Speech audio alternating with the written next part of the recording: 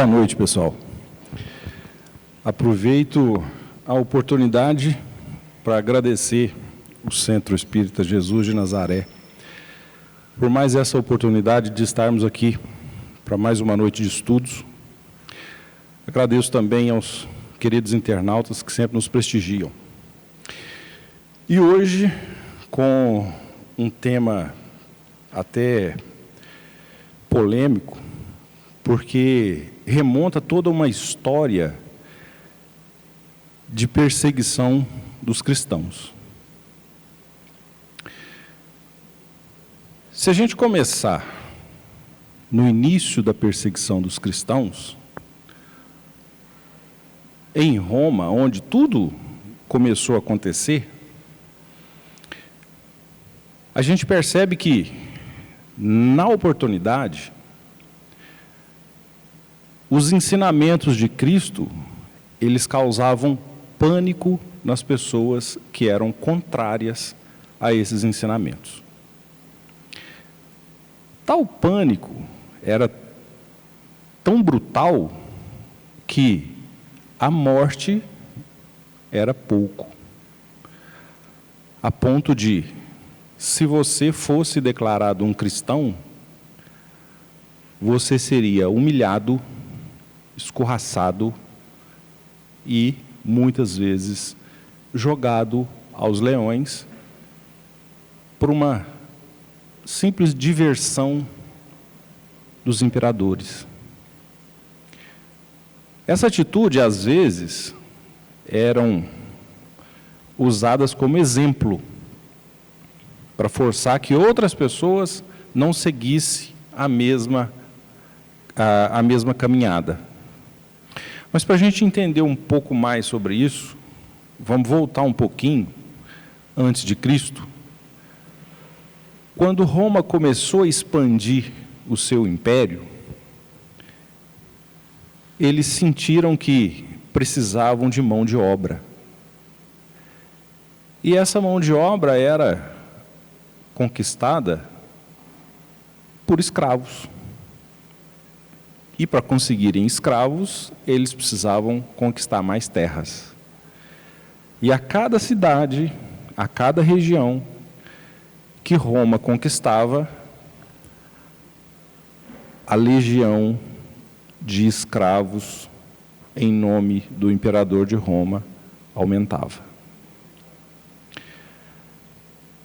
Chegou-se numa determinada situação que o império era tão grande, era tão vasto,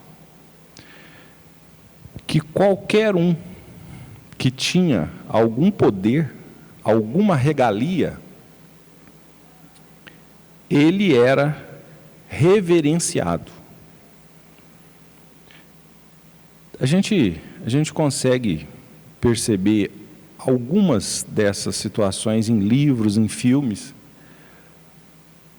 mas às vezes a gente não faz uma análise de como seria a realidade daquela época, onde você era oprimido e era forçado a seguir o que eles simplesmente entendiam como ser o melhor para um pequeno grupo que estava no poder. Historicamente, os imperadores romanos, eles não eram pessoas no seu juízo perfeito. Nem sei se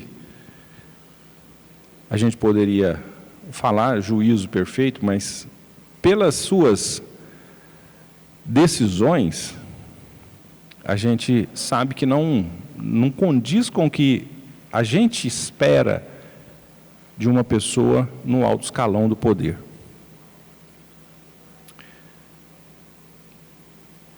Quando nós chegamos nos meados de 30 a.C., Roma era o maior poder que podia ter naquela região.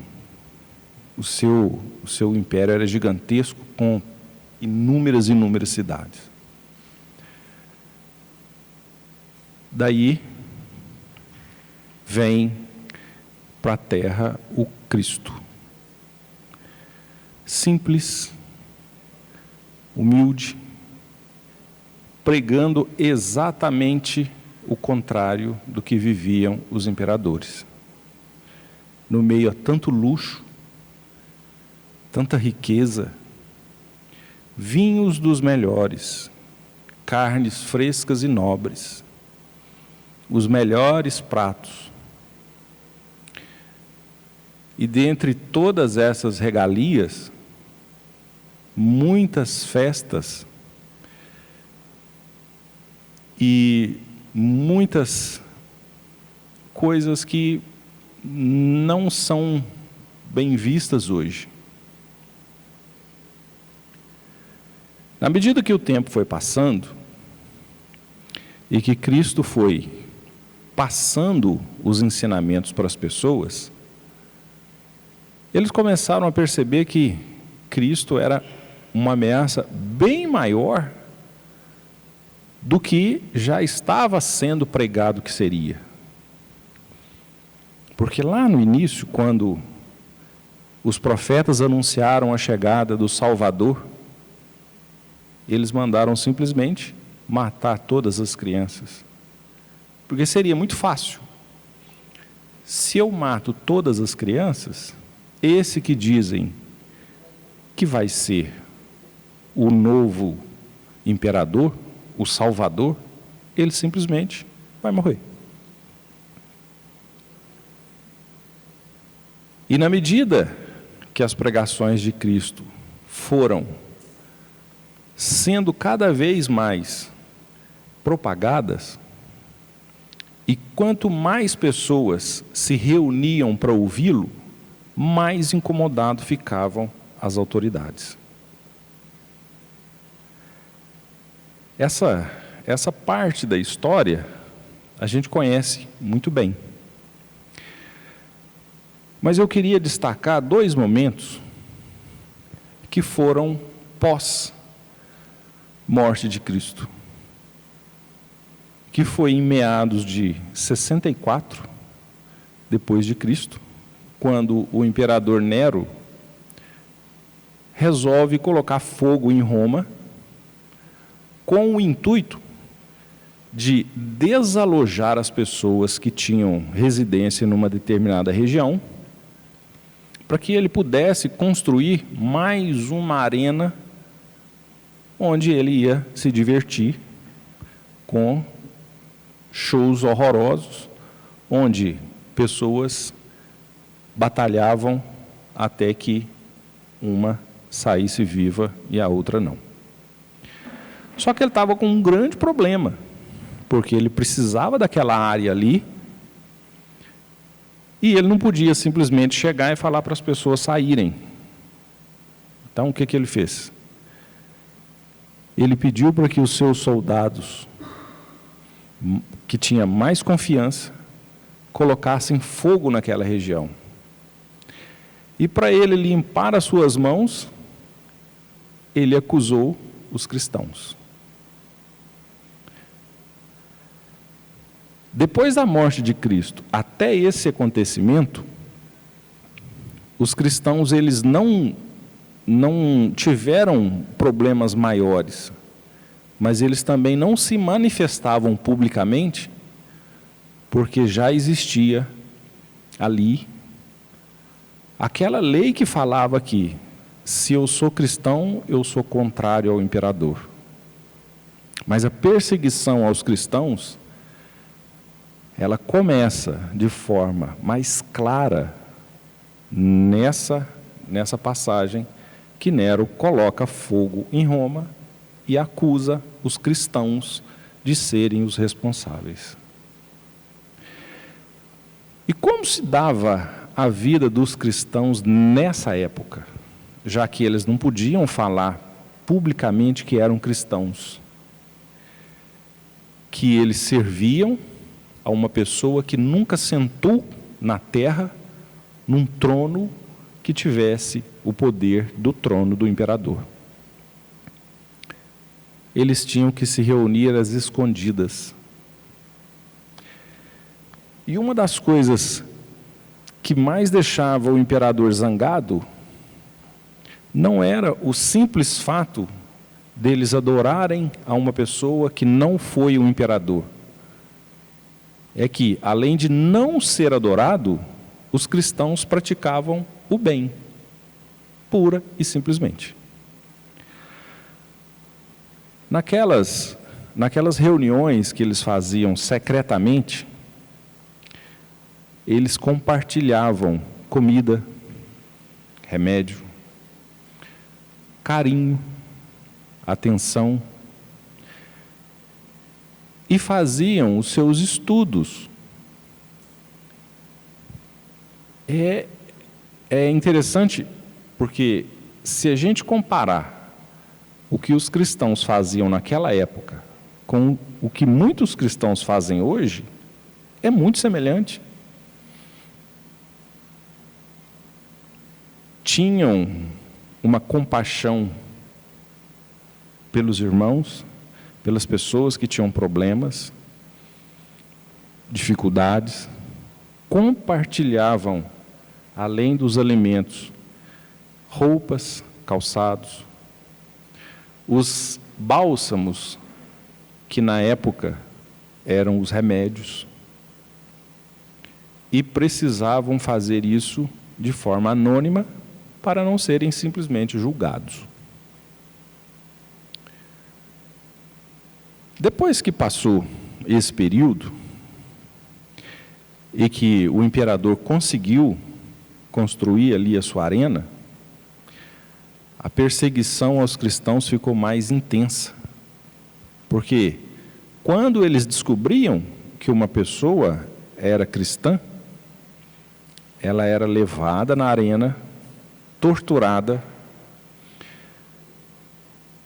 e antes da diversão, eles ainda ousavam perguntar se a pessoa gostaria de deixar de adorar quem ela adorava e passar a adorar o imperador. Como os cristãos são fiéis, na maioria das vezes, eles tinham a resposta negativa. Daí, aqueles que o faziam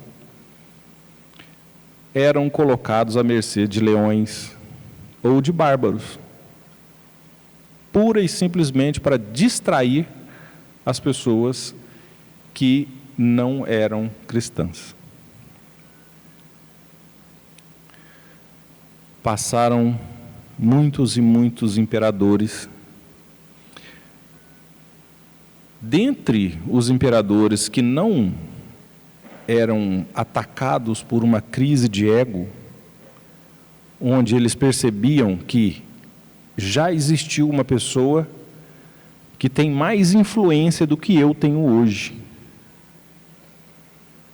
Esses que tinham a autoestima um pouco mais desviada, ou não se preocupavam tanto com isso, abrandavam um pouco a perseguição aos cristãos.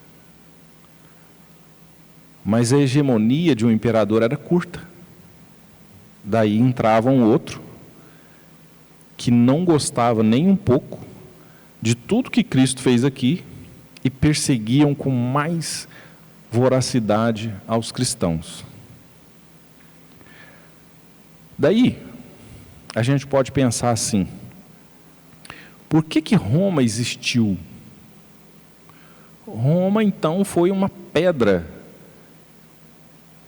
no cristianismo. Só que não. Jesus Cristo, ele tinha por hábito sempre enxergar coisas boas em qualquer situação que pudesse acontecer. Um exemplo. Numa determinada ocasião, ele estava viajando com os discípulos e eles encontraram um cavalo morto. E eles pararam. E os discípulos começaram a reclamar do mau cheiro. E Jesus olhou para o animal já em condições de decomposição e falou assim: esse animal tinha belos dentes. Ninguém ia reparar nos dentes de um cavalo morto. Só que ele tinha esse hábito de encontrar coisas boas em situações que não tinham nada de bom aparentemente. Daí, vamos fazer uma reflexão de como Roma pôde ajudar o cristianismo, mesmo com tanta perseguição. Quando Roma estava no auge do seu poder, que tinha uma imensidão de cidades, de terras, o trânsito entre estas cidades que eram dominadas por Roma era facilitado. O problema era quando saía-se de um território conquistado por Roma para um outro território. Mas como esse território era gigante, era vasto, continental, logo após a morte de Cristo, cada discípulo foi para um lado. E se não fosse esse imenso território de Roma, talvez eles teriam ficado num pequeno espaço de terra para fazer toda a sua pregação. Como eles tiveram a oportunidade de alcançar terras longínquas, a mensagem de Cristo pôde ser levada para pessoas que estavam a muitos e muitos quilômetros de distância. Então, se a gente pegar a filosofia de Cristo de enxergar uma coisa boa em situações que não são tão boas, se não fosse o Império de Roma, talvez o cristianismo teria encontrado uma dificuldade bem maior de se propagar. Agora, não é só em Roma, não é só os imperadores que têm aversão aos cristãos. A gente consegue resgatar aí através da história que em vários momentos existiram perseguições. E claro, em alguns momentos, não declarado que era a cristãos, mas a pessoas que fizeram qualquer oposição a quem estava no poder. Se a gente pegar, por exemplo, o Hitler, curiosamente, o Hitler foi uma pessoa que foi criada num lar cristão. O pai do Hitler era cristão e a mãe do Hitler também. Daí a gente fica, e como ele pôde sair de um lar cristão e fazer tudo que fez? Porque no meio do caminho, uma coisa lhe subiu à cabeça, que é o poder. E ele observou, na doutrinação da igreja, um poder muito grande de arrebanhar as pessoas. E foi graças a essa observação, essa conclusão que ele teve, que aquele método era talvez o mais eficaz, ele começou a fazer a mesma coisa para pregar o que hoje a gente conhece por nazismo. É claro que não estamos aqui para julgar nem o Hitler, nem os imperadores. A grande questão aqui é: por que os cristãos são tão perseguidos?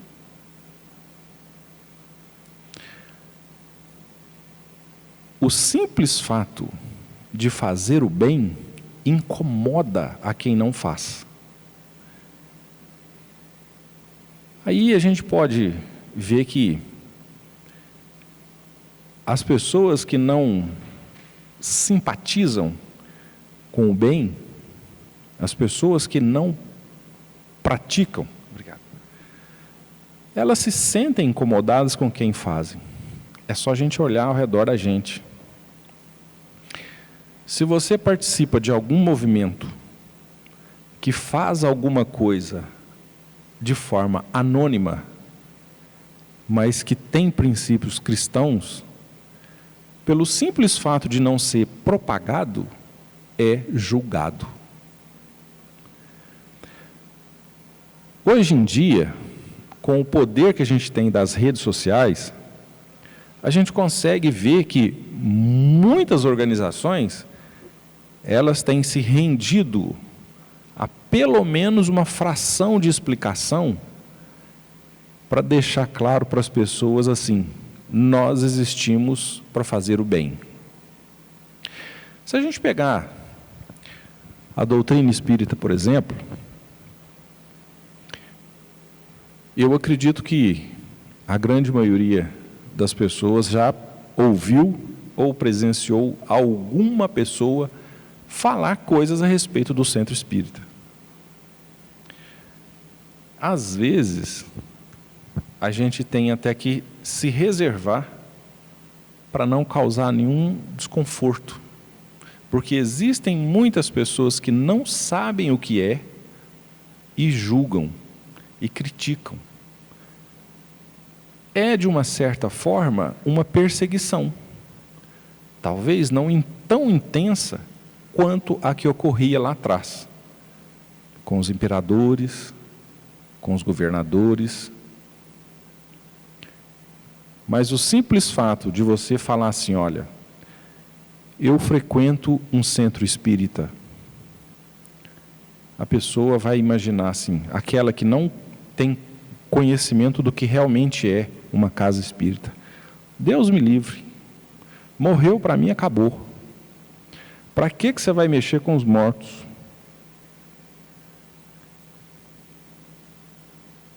Esse mau entendimento gera na pessoa uma sensação tão de repulsa, né? Que se não bate com o meu pensamento, eu quero até manter distância. Só que, curiosamente, eu já tive a oportunidade de presenciar pessoas que julgaram o centro espírita, mas que no momento de apuro, aqui buscou refúgio. E glória ao Pai que está no céu, que assim o fez, porque realmente estamos todos de braços abertos aqui para conceder esse refúgio. Que venham a mim os aflitos, né? O Mestre Jesus já dizia. Então, às vezes é necessário que a pessoa passe por uma situação muito complexa, né? Muito embaraçosa, que ela talvez não ache uma saída plausível, para que apareça um iluminado e fale assim: olha, eu posso te ajudar. Você gostaria de me acompanhar a uma casa espírita? E pode ser que no primeiro momento ela venha cheia de receio, cheia de resistência, mas quando ela está aqui, que ela sente toda a energia que tem aqui e todo o alívio que ela sente depois, no mínimo ela fica intrigada e pensa assim: gente, o que será que tem lá? Porque hoje eu me sinto melhor. Mais uma vez, sem nenhum tipo de julgamento do que é melhor, o que é mais rápido, o que é mais efetivo. Mas tem muitas pessoas que, perdidas aí, sem fé, que, por sinal, fé é um termo interessante quando a gente pega para entender o que é. Quando eu falo assim: olha, eu tenho fé no Cristo, eu tenho fé nos seus ensinamentos.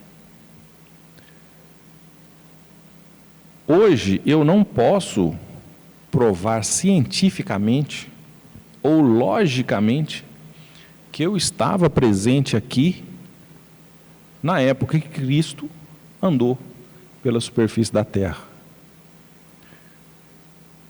E não foram somente as inscrições da Bíblia ou os depoimentos de pessoas cristãs que me fizeram acreditar que existe um Cristo e que existe um ente supremo chamado Deus.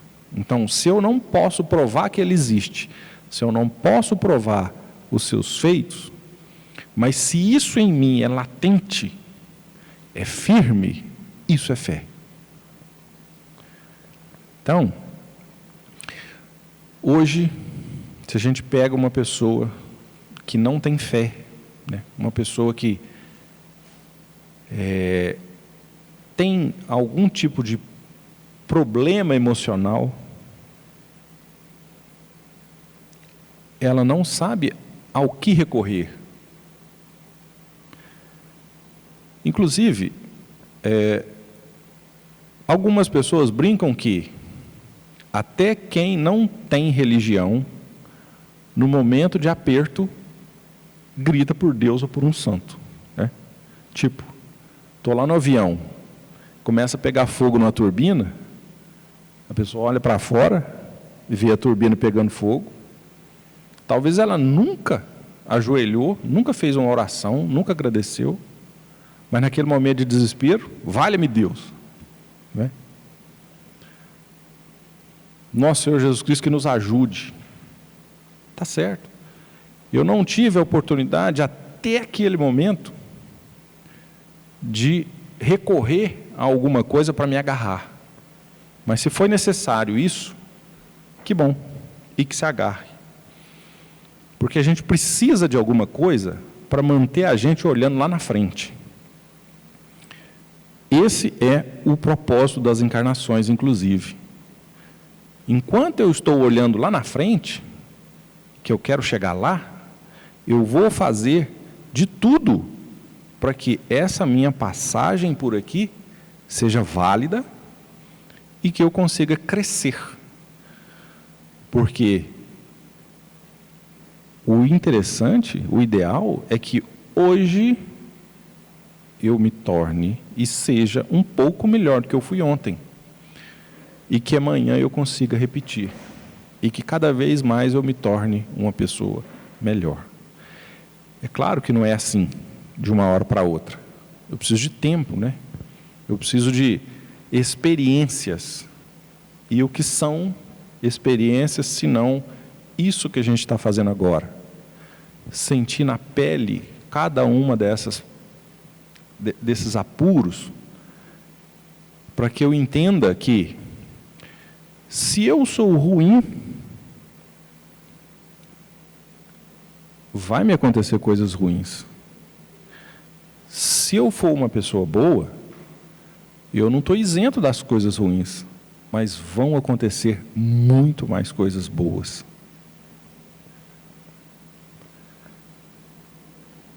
O texto fala a respeito de atribulados e perplexos. Eu tive a curiosidade de abrir o dicionário para entender melhor o que significa atribulados. E eu li o seguinte: atribulado é uma pessoa que está passando por dificuldades, problemas ou adversidades. E perplexos são as pessoas que ficam sem reação,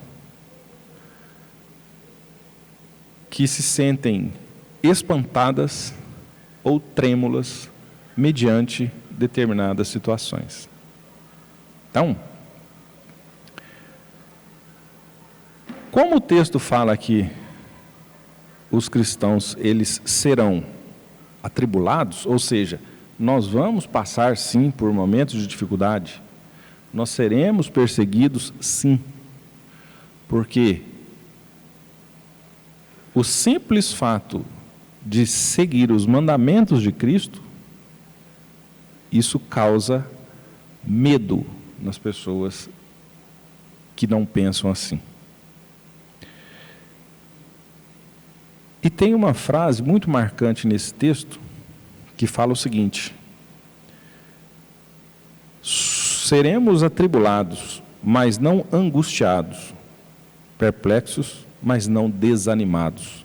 Ou seja, não vai ser essa falta de reação momentânea que vai me deixar sem ação. Eu vou continuar a minha luta e eu vou continuar levando a bandeira do cristianismo por onde eu for. Até porque, se eu me entrego, eu sou covarde. E mesmo que a minha entrega me leve a males maiores, claro que hoje a gente não vai ser morto quando a gente fala que é cristão, mas rejeitado em alguns lugares, pelo simples fato de fazer coisas que pessoas não entendem, seremos. E cobrados.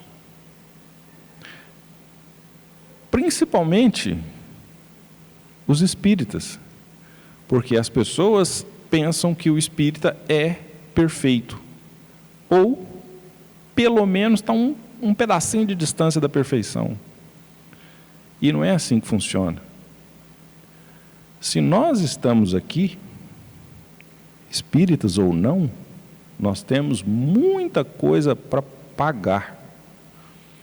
É claro que a doutrina espírita vai nos ajudar muito, porque a gente vai compreender e a gente pode, com essa compreensão, traçar um rumo melhor. Aí, lá na frente, aquele foco que a gente estava falando agora há pouco, vai ser um lugar que, daquele ponto, quando essa minha existência aqui finalizar, que eu esteja pronto para continuar na próxima. E que eu esteja apto a seguir os mesmos princípios que eu tenho agora. Porque hoje nós não somos pessoas que surgiram do nada.